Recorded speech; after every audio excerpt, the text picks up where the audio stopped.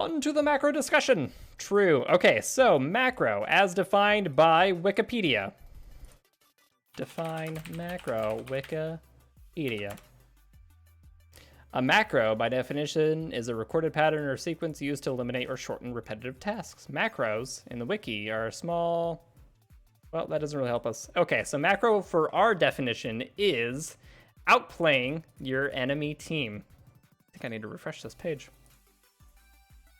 So basically, in League of Legends, both teams are trying to destroy the enemy nexus, but there's a lot of... Yeah, wrong macro. There's a lot of neutral objectives to take, right? There's red buffs, there's blue buffs, there's dragons, there's rift heralds, and there's a lot of things to think about. But with appropriate macro play, we can make the game a lot easier and a lot smoother to play. A lot of times, people just ward willy-nilly, right? They're just like, well, let's go ahead and just like ward because we have wards in our pocket. Not always the best thing to do. If you can get good at tracking the enemy jungler, that's the only person you need to ward against, right? So, let me grab this guy. Boop, boop, boop. As a jungle main, my job is to track the enemy jungle, to know where he is at all times, and effectively communicate that with my team. A lot of common jungle paths are going to be red, golems, raptors. This yields you a level 3 and also nets you the most gold that you can get from your early camps. Gromp gives the least amount of gold and the least amount of experience, followed by wolves, raptors, golems. Golems give the most. And then obviously the 2 buffs. But for our purposes, let's go ahead and we're going to pretend these pink wards are destroyed towers, right? We are currently looking at this from the red team's perspective. Red team is currently commanding the lead. They've got the 3 outer towers destroyed, right? So our blue team is on the ropes. We're going to say this is at 15, 20... No, we're going to say this like is, yeah, I don't know, like 20 plus minutes into the game, right? But at this point, both teams are grouping. Their mid in ADC, we're going to say is Anivia and Sivir. So we're not sieging this tower at all. Macro equals large decision making for end game goals. Micro, faster, smaller decisions throughout the game. Exactly. Dude, Rogue Lancer coming in clutch with that definition. So ideally, if we keep on trying to siege the same tower, and then the enemy team just has insane wave clear, dude, Jenna coming in clutch with that sub. We are never going to be able to break this tower, right? Oh, actually, we're sieging this mid tower. They're up here clearing it. We are never going to be able to siege this tower if we're just doing a 5-man. A good macro play is to look at what objective is coming up next. Let's say Baron's going to be spawning in 2.5 minutes. Dragon's going to be spawning in 3 minutes, just arbitrary numbers. But let's say you send your top laner down to bot lane. They now have to match these 2, right? He has to match, otherwise they're going to be losing this tower. So if you can effectively keep them here, and then again, we're looking at this from the red team's perspective. Effectively, what you need to do, basically place a pink ward here, place a pink ward there, green ward here. Your team can then siege, step into this bush. If they step into this bush, their laner has to either say, okay, I can hold this lane, and then risk getting collapsed on by the entire enemy team, or this team has to rotate down to give support because, hey, they're walking through blind jungle. We don't actually know if they're rotating down or not. This is called a mind game. If they send 1 or 2, like let's say they send 2 down there, they're still the jungle and support. These aren't heavy wave clear champions. So basically, the idea of macro is making the enemy team decide between the lesser of 2 evils. If you only give them 2 options on the map, they're going to have to choose one or the other. Either they stay mid to match, or they give up bot. Because every 30 seconds, there's going to be a minion wave that spawns. If you immediately kill this minion wave and path into this bush, This wave, because it's an outer minion wave, it's going to take longer to crash here. So that gives you plenty of time to come down in 5-man dive this poor little top lane soul. Kill it, take the tower, reset. Again, you're going to be looking at the outers, so rotate that up between top and mid. Alternatively, you can also use the same tactic around neutral objectives. So if you ward up effectively, let's get another pink ward because we're playing competitive, right? We have ample vision coverage because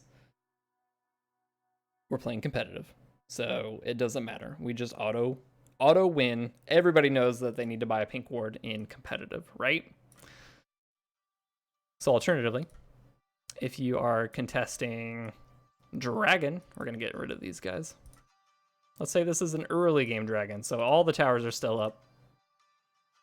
Whatever team controls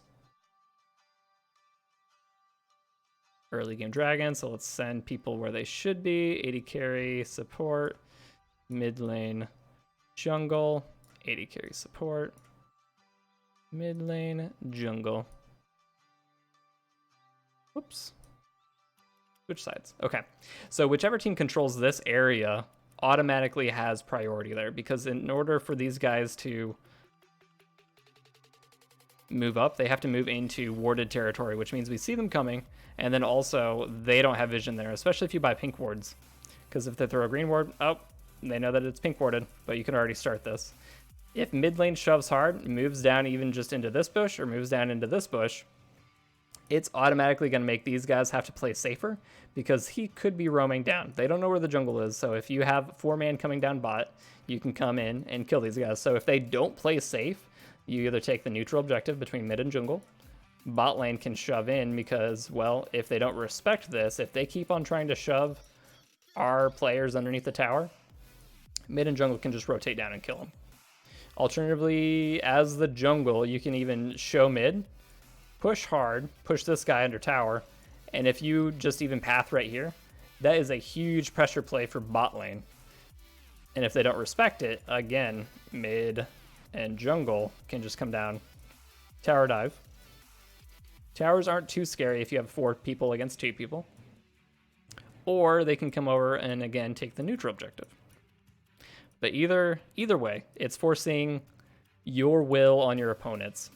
So alternatively, if the blue team is warding up effectively, red team is now having to play quite a bit safer. Because if they've warded here, if they've warded here, and like, let's say they warded there, and then this is blue team's wards now, right? Which should pop one right there.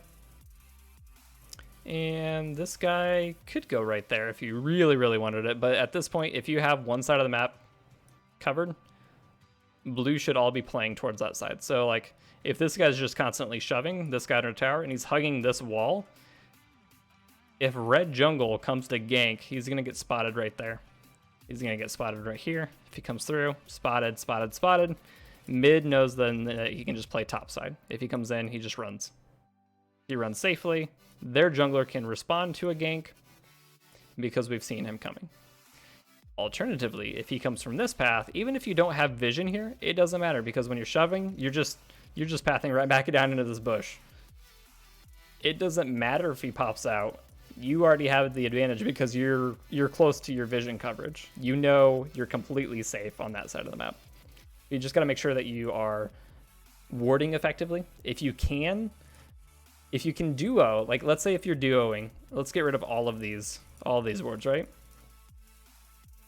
All these wards are gone. If you have a duo partner, let's say mid and support are duo. One places a ward here, and one places a ward here. If you see their jungle show on either of these wards, both these lanes can now play safe until he passes out of it. And then eventually you'll want to get like a pink ward there because very, very few people check that bush. If it's not safe, you can ward up there or even right here. Right here's fine. And a lot of people ward right here, but it doesn't give you nearly as much information as if you ward like back here. But again, Pixel Ward, awesome. Samuel, dude, bro, thanks for swinging by, man. We'll catch you next time. But yeah, that's pretty much all I can really think of right now. So if you guys have any questions, let me know. We'll come back to this. I now have this favorited, so we'll use this as a markup tool. And we're actually going to be using this tool in coaching